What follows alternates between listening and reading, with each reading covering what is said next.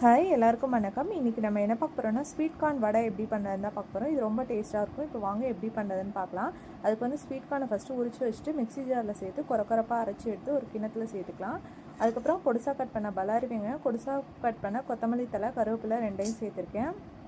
அதுக்கப்புறம் பார்த்திங்கன்னா அதில் 2 ஸ்பூன் வந்து அரிசி மாவு சேர்த்துக்கிறேன். Red chilli powder, garam masala ரெண்டும் காரத்துக்கு தகுந்த மாதிரி சேர்த்துக்கோங்க நீங்கள். அதுக்கப்புறம் மல்லி பவுடர் 1 ஸ்பூன் சேர்த்துருக்கேன் வாசனைக்காக. அதுக்கப்புறம் கார்ன்ஃப்ளவர் மாவு 2 ஸ்பூன் சேர்த்துருக்கேன். தேவையான அளவு உப்பு சேர்த்து நல்லா பிசைஞ்சிக்காங்க. பிசைஞ்சு பாருங்கள் வடை பதத்துக்கு வருதான்னு. இப்போ ஸ்டவ் ஆன் பண்ணி பேன் வச்சு எண்ணெய் சேர்த்து எண்ணெய் காய்ச்சதுக்கப்புறம் ஒரு வடையாக நம்ம வந்து பிசைஞ்சு எடுத்து வடை மாதிரி தட்டி போட்டால் நம்மளோட ஸ்வீட் கார்ன் வடை சூப்பராக ரெடி ஆயிடுச்சு.